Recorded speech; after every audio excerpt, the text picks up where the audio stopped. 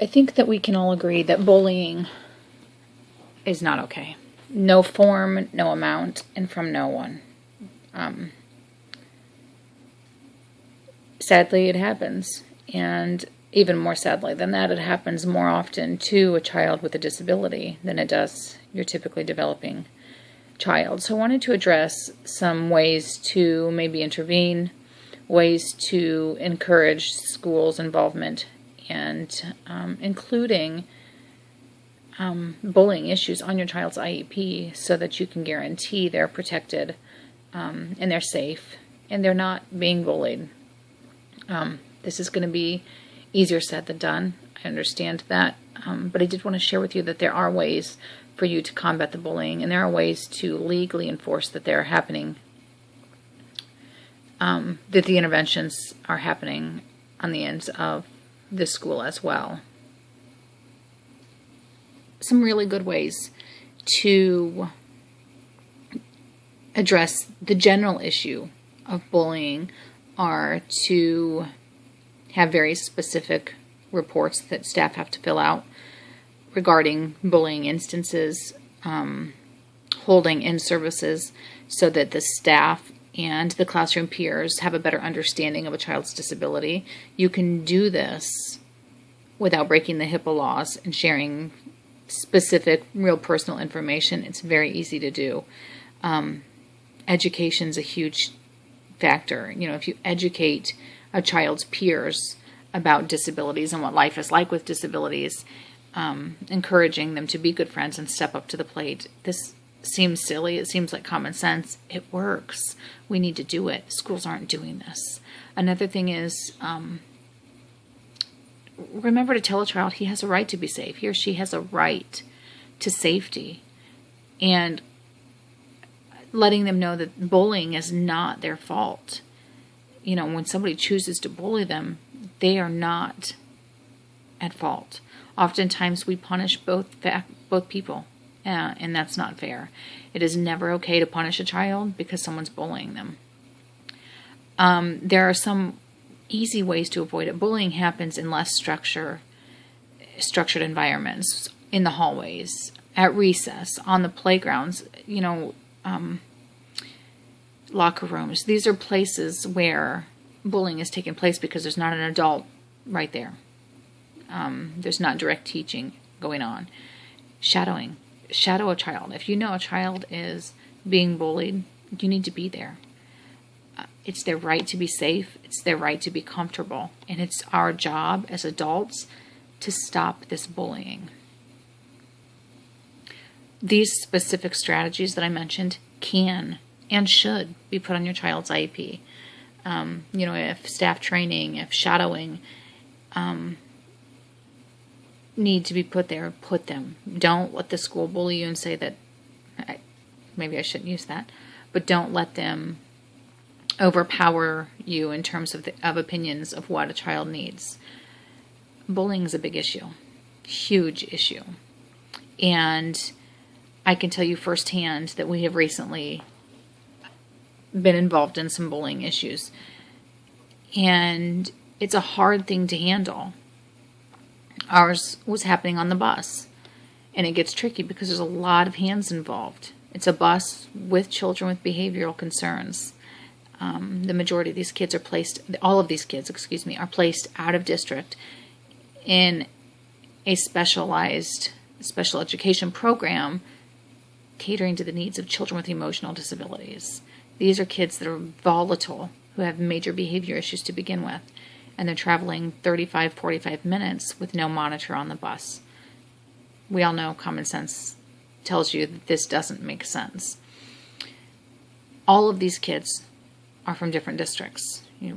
2 or 3 or 4 from our home district, but I know there's at least another district involved on this bus.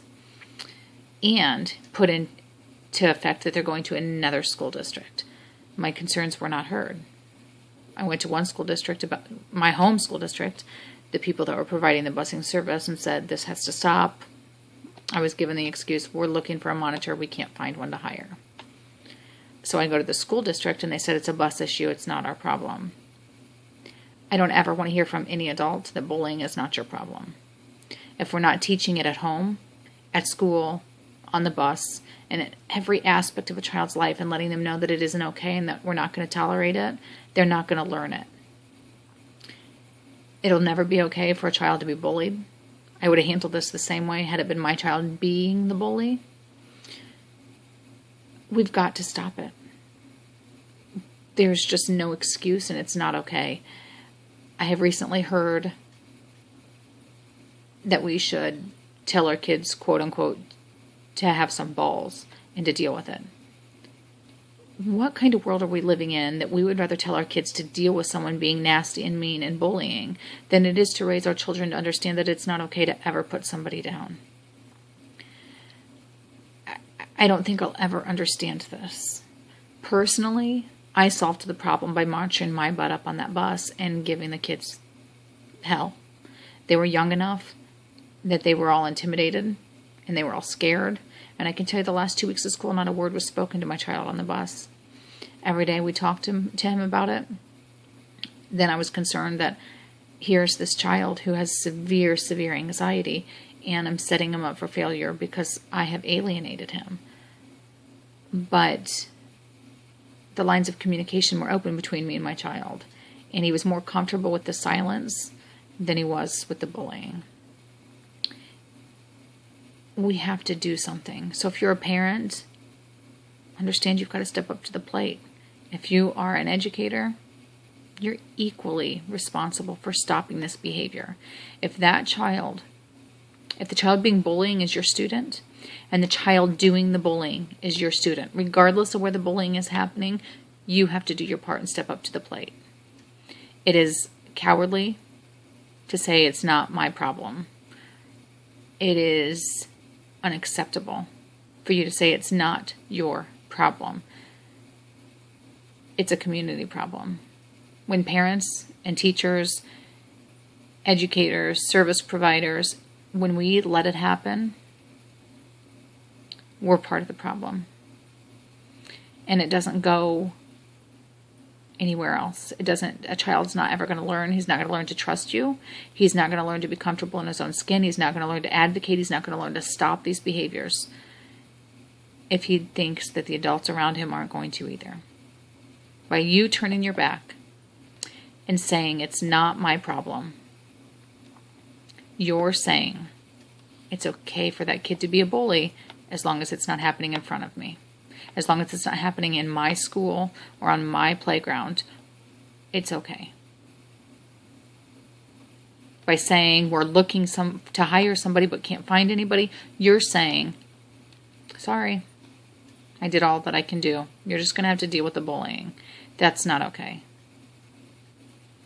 And as a parent and as an advocate, I can tell you, I feel strongly about this. I feel like we have to step up. If a school isn't willing, or schools aren't willing to stop it, then as a parent, you have to do what you can do to stop it.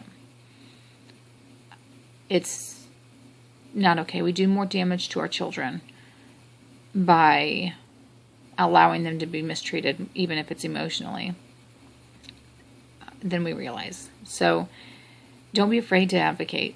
Don't be afraid to put anti-bullying measures and tools and techniques into your child's IEP. Address the issue. Make sure that everybody around you is addressing the issue, whether it's bus, school, related services, it doesn't matter. Make them be accountable. Hold them accountable for teaching your child and allowing them to feel safe. And no excuse is right. No excuse is good enough. Excuses are cowardly. Make them step up to the plate.